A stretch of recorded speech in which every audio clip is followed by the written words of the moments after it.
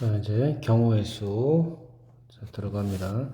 경우의 수에서는 가장 좀 중요하게 생각해야 되는 거 두 가지 있어. 경우의 수는 중학교 때는 일일이 세는 게 중요했는데, 자, 지금 고등학교에서는 규칙을 가지고 수계산을 합니다. 첫 번째 경우의 수는 합의 법칙이 있어. 예를 들어서 어떤 사건 A와 B가 있을 때 사건 A, B가 어떻게 동시에 일어나지 않는 경우가 있어요. 그죠? 그럴 때 사건 A와 사건 B가 일어날 경우의 수는 각각의 경우의 수를 어떻게 한다? 합한다. 더한다. 이런 얘기지. 예를 들어서 빨간 공, 노란 공 3개가 들어있는데 한 개의 공을 꺼낸대요. 자, 그럴 때 빨간 공이 나오거나 또는으로 연결되지 보통. 노란 공이 나오는 경우의 수는 빨간 공이 나오는 경우의 수는 몇 가지? 4개가 있으니까 4개 중에 한 가니까 4가지가 되겠지, 그지? 그럼 노란 공이 나오는 경우는 3개 중에서 한 개가 나올 테니까 3가지야. 따라서 빨간 공 또는 노란 공이 나오는 경우의 수는 빨간 공이랑 노란 공이 동시에 나올 수 있니 없니? 없죠? 자, 동시에 나올 수 없기 때문에 빨간 공 또는 노란 공이 나오는 경우는 합의 법칙으로 더한다 이런 뜻이야. 그래서 7가지. 이게 합의 법칙입니다.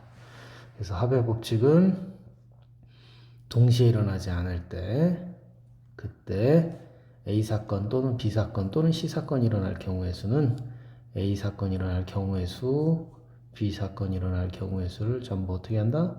더한다 이런 뜻이지. 합의 법칙. 자, 곱의 법칙. 곱의 법칙은 뭐니? 사건 A, B에 대하여 사건 A가 잇따라 일어나는 경우의 수 또는 사건 A가 일어나고 그리고 사건 B가 일어나는 경우의 수. 즉 연달아 일어난다, 동시에 일어난다 이런 경우의 수를 우리는 곱의 법칙으로 계산할 수 있다 이런 얘기죠. 그래서 예를 들어서 A에서 B까지 가는데 경우에 가는 방법의 수가 2가지가 있다고 하자. A1, A2, 그죠? 그 다음 B에서 C를 가는 경우의 수는 3가지가 있죠. 그러면 A에서 B를 가서 그리고 B에서 C를 가는 경우는 몇 가지? A에서 B까지 가는 경우가 2가지고 그리고 B에서 C까지 가는 경우는 3가지죠. 그럼 이 2개를 어떻게 해줘야 돼? 곱해주는 거지. 그죠? A에서 B를 거쳐서 또는 연달아, and 이런 것들은 곱의 법칙으로 우리가 생각할 수 있어. 그래서 곱해주면 된다. 근데 단순히 숫자로 곱한다 더한다의 문제가 아니라 생각해보면 A에서 B까지 가는 경우는 A1, A2 2가지가 있죠. 그러면 A1으로 갔어. 그럼 B에서 C까지 가는 경우는 몇 가지? B1으로 갈 수도 있고 B2로 갈 수도 있고 B3도 갈 수 있죠. 그죠? 마찬가지로 A2일 때도 마찬가지 경우야. 그래서 이거는 우리가 생각해보면 수형도 우리가 이렇게 나뭇가지 모양으로 생각하는 거죠. 이거는 몇 가지? A에서 B까지 가는 경우 2가지에다가 그리고 B에서 C까지 가는 경우 3가지를 어떻게 하자? 곱한 경우랑 똑같은 것이 그지? 그래서 합의 법칙, 곱의 법칙. 자, 이해되죠? 자, 가장 기본적으로 차이 나는 거는 동시에 일어난다 또는 연달아 일어난다라고 하면 곱의 법칙. 동시에 일어나지 않는다, 또는으로 연결된다, 합의 법칙. 이렇게 이해하시면 돼요. 자, 이거 가지고 간단하게 살펴보자. 그냥 바로 넘어갑니다. 응용비. 자, 예를 들어서 서로 다른 주사위를 2개의 주사위를 동시에 던질 때 눈의 수의 합이 5의 배수가 되는 경우를 구하시오 이런 얘기죠. 그럼 자, 첫 번째 5의 배수가 되는 경우는 2개를 더해서 얼마가 되는 경우? 5가 되는 경우가 있겠고 그죠? 또는이죠. 합이 얼마? 10이 되는 경우 또는 합이 15가 되는 경우인데 주사위니까 15는 나올 수가 없지. 따라서 이렇게 2가지만 있어. 그래서 합이 5가 되는 경우는 1, 4, 2, 3, 4, 1 몇 가지? 세 가지. 합이 10이 되는 경우는 4, 6, 4 몇 가지? 두 가지. 그러면 합이 5이면서 동시에 합이 10이 될 수가 있니 없니? 그럴 수는 없죠. 그죠? 동시에 오면서 동시에 10이 될 수는 없는 거야. 따라서 이거는 사건 A를 이렇게 보는 거죠. 합이 5인 사건. 합이 10인 사건을 뭐 사건 B라고 보면 사건 A와 사건 B는 동시에 일어나지 않는다. 그러니까 당연히 합이 그냥 감각적으로 생각해도 나올 수 있지만 요거를 또 생각을 해놔야 돼. 어려울 때는 요걸 잘 생각해야 돼요. 그래서 합이 5이거나 또는 합이 10인 경우는 합의 법칙으로 5가지 이렇게 이해하시면 돼요. 이해되죠? 자, 그래서 합의 법칙 이해하시면 됩니다. 예를 들어서 881번 문제 한번 보면 1부터 100까지 나누어주죠. 2와 5로 모두 나누어 떨어지지 않는 이거 뭐야? 나누어 떨어지지 않는 자연수의 개수네. 그럼 얘는 어떻게 구할까? 얘는 전체 경우의 수에서 빼주는 게 더 나을 것 같아. 어떤 수?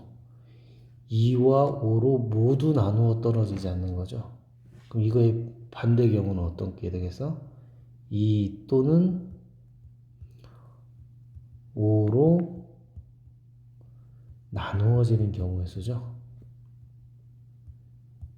이 경우를 빼주는 게 더 나을 것 같아. 그래서 2와 5 모두 나누어 떨어지지 않는다. 이거의 여사건이라고 불러 우리는. 즉, 자, 이렇게 생각을 해보면 이해하기 편해요. 자, 이게 전체 사건의 경우의 수야. 이 중에서 요 부분이 뭐냐면, 자, 이거라고 할까? 요 부분이 이걸 사건 A라고 하고, 그럼 여기는 뭐가 돼? A의 여집합이 되죠. A의 여집합이 뭐냐면 2와 5 모두 나누어 떨어지지 않는 자연수들의 집합. 이렇게 한번 보자고. 그럼 2와 5 모두 나누어 떨어지지 않는 거죠. 예를 들면 뭐 7 이런 거. 그럼 A의 여집합의 여집합인 요 A집합은 뭐가 되겠어? 2로 나누어 떨어지면 A의 여집합이 안 되는 거지. 따라서 2로 나누어 떨어지거나 또는 5로 나누어 떨어져도 돼안돼? 여기에 포함되겠죠. 그죠? 5로 나누어 떨어지지 않으면 그죠? 그래서 5로 나누어 떨어지면 A가 되는 거죠. A 여집합의 여집합. 그래서 2나 또는 5로 나누어 떨어지는 자연수들의 집합이 되겠지. 이해됐죠? 그래서 우리는 자, 이것처럼 A의 여집합을 구하기가 까다로울 때는 이 A의 여집합의 여집합을 구해서 전체 경우의 수에서 빼주면 바로 요 우리가 구하려고 하는 A의 여사건의 개수가 나오겠지. 이해됐죠? 그래서 요거 가지고 풀면 돼요. 자, 그래서 정리하면 자, 2 또는 5로 나눠지는 경우의 수는 어떻게 구하면 돼? 2로 나눠지는 경우는 2의 배수죠. 2의 배수의 개수 구하면 되고요. 그 다음에 5로 나눠 떨어진다 뭐 5의 배수. 근데 여기에는 중복이 되는 게 있네. 그죠?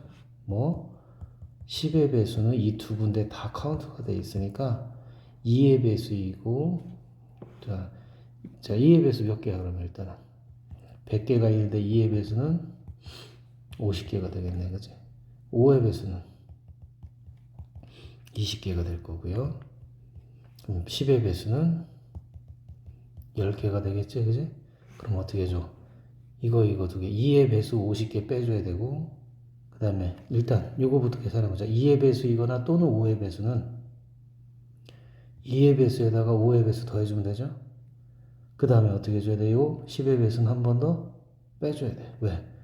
10의 배수는 여기도 10개가 있고 여기 20개에도 10개가 10의 배수가 포함이 돼 있지.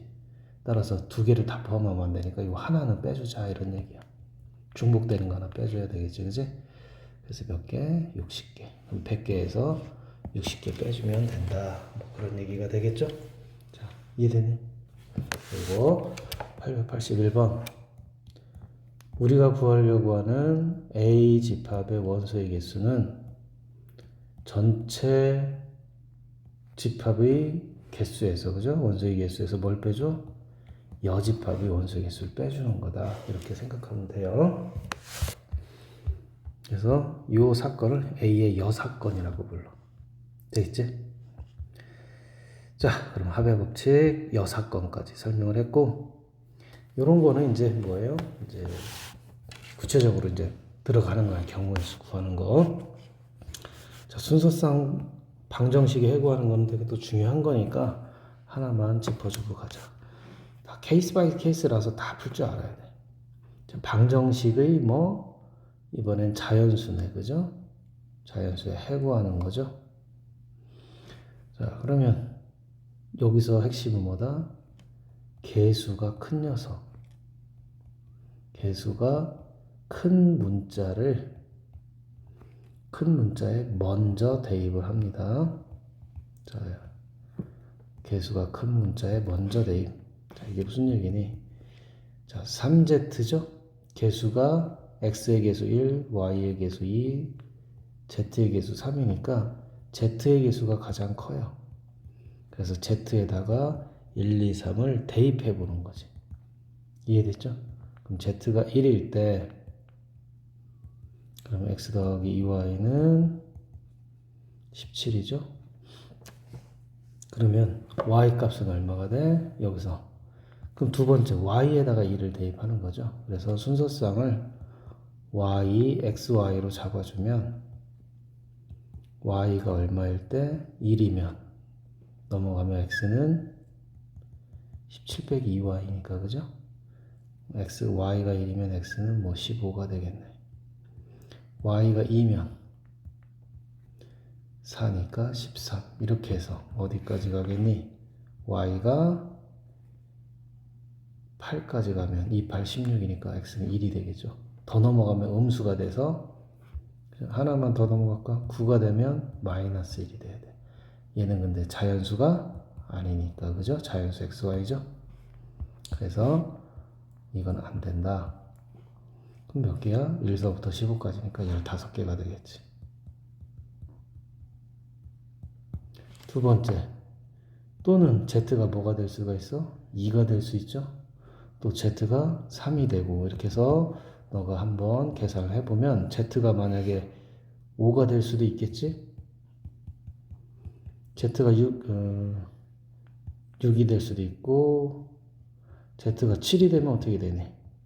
7이 되면 x 더하기 y가 3, 7, 21이 20이 되면 얘가 이쪽으로 넘어가면 x 더하기 y가 마이너스 1이 되죠. 그럼 x 더하기 y, xy는 자연수인데 마이너스 1이 될 수 있다? 없죠.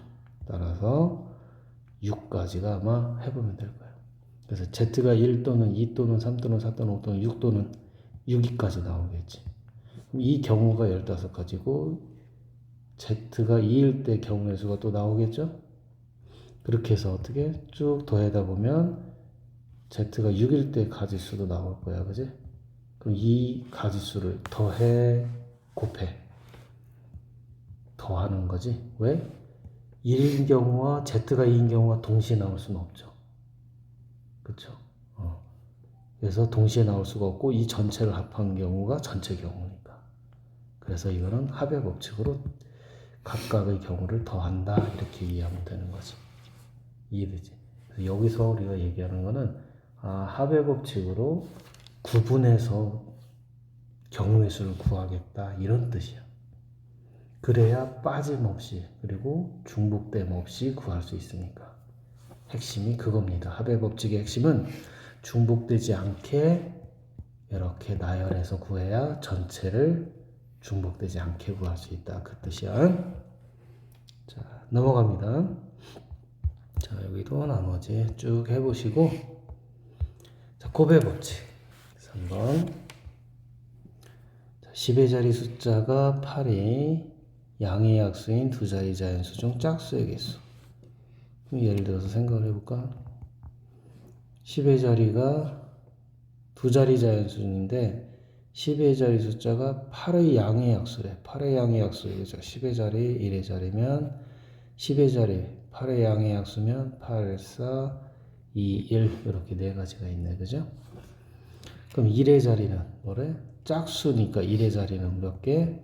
0서부터 8까지 모두 5개가 되겠네요. 그죠?